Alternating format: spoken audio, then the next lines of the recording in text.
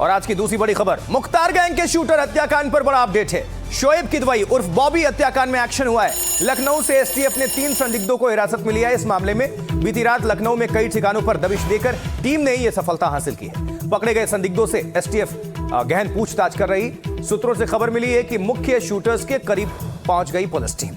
CCTV footage और surveillance के जरिए शूटर्स के सुराग तलाशने में जुटी है टीमें। कल शोएब की दिन दहाड़े हत्या हो गई थी। बाराबंकी में बीच रास्ते में 15 गोलियां मारी गई थी शोएब को। ब्रेकिंग न्यूज, बड़ी खबर है। बीच में आपको ये जो गोली के खोखा हैं वो भी आपको दिखा रहे हैं। पुलिस ने फोरेंसिक बुलाकर सबको उठाया है और जांच चल रही है। अब 6 तस्वीरें आप देख रहे हैं। मुख्तार गैंग के शूटर का ये जो मर्डर हुआ, 15 गोलियां मारकर हत्या हुई। मामले की तफ्तीश में जुट चुकी है पुलिस। गाड़ी पर ताबड़तोड़ फायरिंग हुई, चारों तरफ से फायरिंग घेर कर हुई है।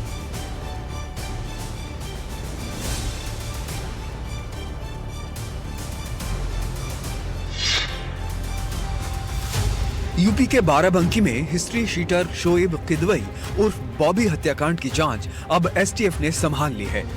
एसटीएफ अब इस बात का खुलासा करने में लगी है कि किसके ऑर्डर पर मुख्तार के शूटर को दिन दहाड़े मारा गया। बीती रात लखनऊ के गुप्त ठिकानों पर दबिश दी गई और एसटीएफ ने 3 संदिग्धों को दबोच लिया। सूत्र बता रहे हैं कि शूटरों के चेहरे बेनकाब होने ही वाले हैं। इधर पुलिस सुराग तलाश रही है, उधर बाराबंकी में वकीलों में आक्रोश है। प्रशासन को 48 घंटे में हत्याकांड का खुलासा करने की डेडलाइन दी है, नहीं तो बड़े आंदोलन की धमकी दी है। दिन दहाड़े हुई इस हत्या ने एक बार फिर कानून व्यवस्था को लेकर सवाल खड़े कर दिए हैं। हालांकि पुलिस जांच में जुटी हुई है। हाल के महीनों में गैंग के अंदर वर्चस्व की लड़ाई और आपसी रंजिश की चर्चाएं भी सामने आई थी। इसलिए अब पुलिस इस पूरी घटना को इस एंगल से भी जांच रही है कि कहीं हत्या गैंग वॉर का नतीजा तो नहीं। फिलहाल बॉबी की हत्या क्यों और किसने की, ये पुलिस के लिए सबसे बड़ी पहेली बनी हुई है और अब सबकी निगाहें पुलिस की जांच पर टिकी हैं। अब शोएब की क्राइम कुंडली भी आप सभी तक पहुंचा देते हैं। जी हां, मुख्तार अंसारी का जो एक करीबी शूटर शोएब किदवई, इसकी क्राइम कुंडली क्या कहती है? शोएब मोहम्मदाबाद का रहने वाला था। फाइलों में दर्ज थे 12 संगीन मुकदमे। साल 1999 लखनऊ राजभवन के सामने जेल अधीक्षक रमाकांत तिवारी की इसने हत्या की। मुख्तार अंसारी गैंग से नजदीकी और ब्लॉक प्रमुख की कुर्सी तक का इसने सफर तय किया। इसके अलावा शोएब बॉबी पर हत्या, रंगदारी और गैंगवॉर से जुड़े कई मुकदमे दर्ज थे। साल 2000 और 2011 में गैंगस्टर एक्ट भी इस पर लगाया गया।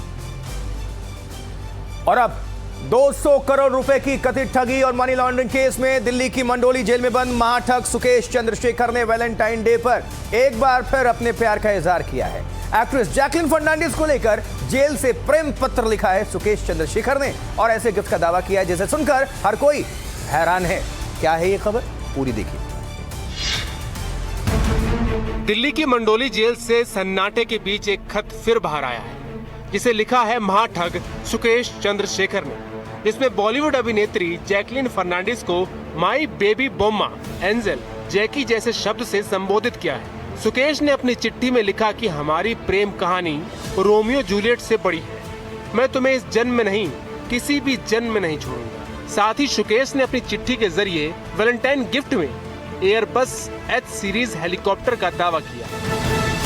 सुकेश ने कहा कि यह सब उसकी मेहनत की कमाई है, किसी अपराध की नहीं।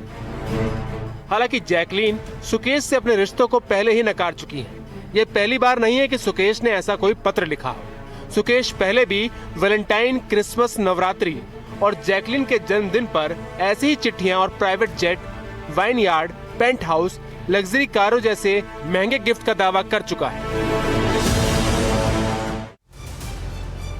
चलिए, तो क्राइम की बात कर ही रहे हैं तो क्राइम जगत से जुड़ी 4 बड़ी खबरों को आप सभी के बीच रख देते हैं। देखिए,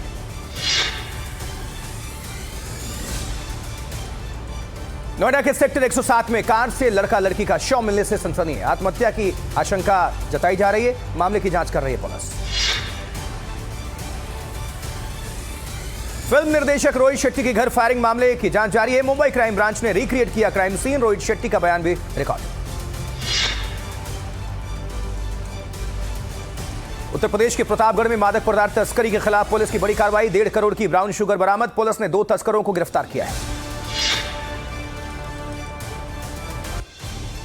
राजस्थान के अरावली में अवैध शराब के खिलाफ बड़ा एक्शन।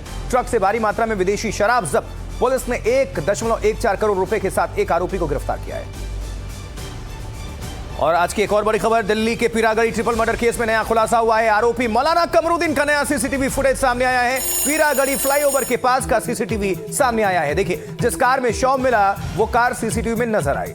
कमरुद्दीन धनवर्षा का झांसा देकर करता था तंत्र मंत्र और खास तरीके से लड़कियों का चयन करके धनवर्षा की बात कहता था। लड़कियों और महिलाओं की फोटो मंगवाता था। ऐसे कई फोटोज लक्ष्मी के मोबाइल फोन से भी मिले हैं। ये देखिए, लाल घेरे वाला कमरुद्दीन, मौलाना कमरुद्दीन।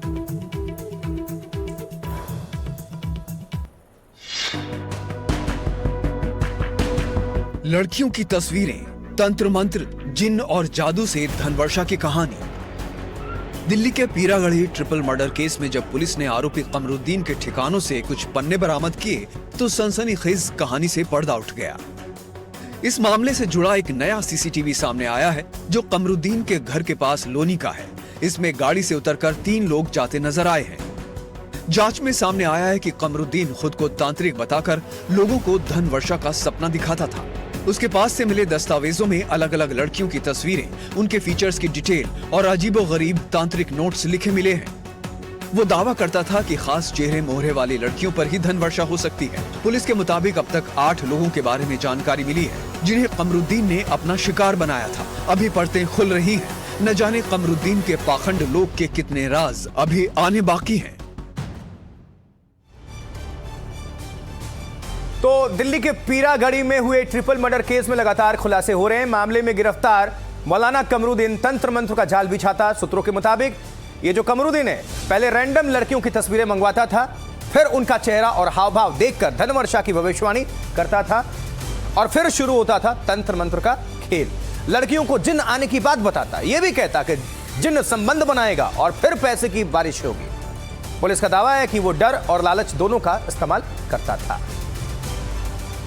और अब राजनीति में क्या चल रहा है, तो सियासी 4 बड़ी खबरें कौन सी हैं, नजर आ रही है। ट्रेड डील पर राहुल गांधी के आरोपों पर अमित शाह का पलटवार। बोले, मोदी सरकार ने मछुआरों और किसानों को दिया 100% प्रोटेक्शन। मनमोहन सरकार में हुआ किसानों का नुकसान। झूठ की फैक्ट्री चला रहे हैं राहुल गांधी। किसान संगठनों के प्रतिनिधियों से मिले राहुल गांधी। बोले, अन्नदाताओं के भविष्य का सौदा मंजूर नहीं। कांग्रेस पार्टी अन्नदाताओं के हक, सुरक्षा और सम्मान के लिए उनके साथ खड़ी। मालेगांव महानगरपालिका में डिप्टी मेयर के कैबिन से हटाई गई टीपू सुल्तान की तस्वीर। हिंदू संगठन टीपू की तस्वीर का विरोध कर रहे हैं।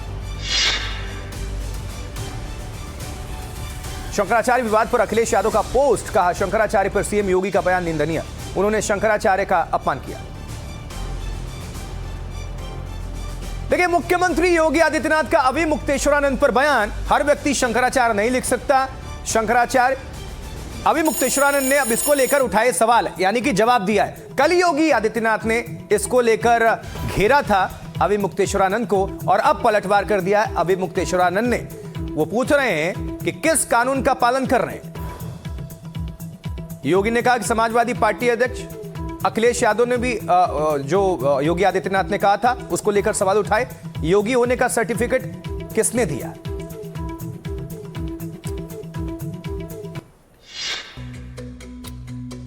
यूपी की सियासत और धर्म के मंच पर संग्राम छिड़ा हुआ है। मुख्यमंत्री योगी आदित्यनाथ के शंकराचार्य वाले बयान पर स्वामी अविमुक्तेश्वरानंद ने जवाब दिया तो समाजवादी पार्टी अध्यक्ष अखिलेश यादव भी उनके समर्थन में खड़े दिखाई दिए। हर व्यक्ति शंकराचार्य नहीं लिख सकता। हर व्यक्ति हर पीठ के आचार्य के रूप में जाकर के जहां तहां वातावरण खराब नहीं कर सकता। उन मर्यादाओं का पालन सबको करना होगा।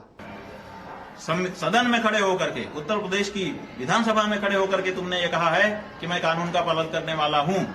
अगर तुम कानून के पालन करने वाले हो तो निकालो वो 45 केस जो भी रहे हो और उनका सामना कोर्ट में करो। और अराजकता, इतनी फाउल लैंग्वेज। दरअसल मौनी अमावस्या के दिन शंकराचार्य अविमुक्तेश्वरानंद माघ मेले में समर्थकों के साथ स्नान करने के लिए जा रहे थे, लेकिन पुलिस और प्रशासन ने भीड़ का हवाला देते हुए उन्हें पहले ही रोक दिया था। इस दौरान झड़प भी हुई थी। उसके बाद से लगातार सियासत तेज है।